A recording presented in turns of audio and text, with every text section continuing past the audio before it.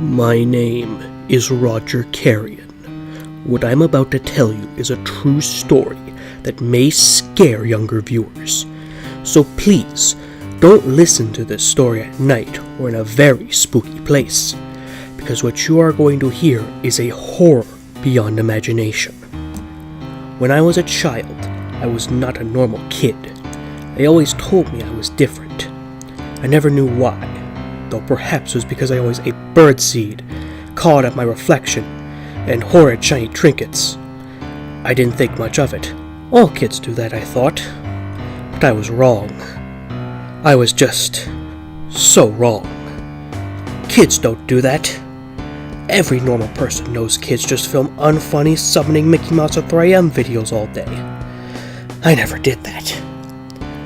And not to mention, my mother always called me her little crow. I never questioned it. After all, everyone's parents give them silly nicknames when they're young.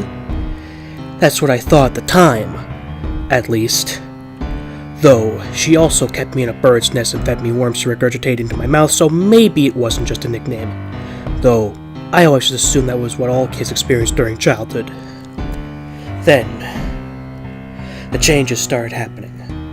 I felt a sharp pain on my skin one morning. It was like a bunch of needles trying to poke through, and my mouth started getting all stiff and hard, almost like a beak was growing. I went to my mother for help, and her face went dark. All she said was, "This was destined to happen eventually. You were never meant to stay human." And then she refused to elaborate and locked herself in her room. Then one day I saw the kid that made that unfunny summoning Mickey Mouse with 3M video made a sequel. I got so angry, so furious. And the next thing I know, there's a human eye right in front of me. At first I thought it was a glitch, but it was real. I didn't know where it came from, so I flew to a laboratory to do a DNA test where I found out it was my neighbor's eye. Then I realized something. How did I fly to the laboratory? It boggled my mind. Only birds flew. I was a human. Humans don't fly. And then I also realized the eye was actually a very small ball and wasn't actually a human eye, so whatever. I decided to check on my neighbor, Jeff, just to be safe, and I saw he was fighting some kid named Keith. They were having an epic showdown, only for a thing of bleach to fall on Jeff. That's when I realized something. What is a thing of bleach? Isn't bleach usually kept in bottles? What the hell is a thing of bleach? I got out there as that was the scariest thing I saw all day. I flew back to my mother's room. However, something was wrong.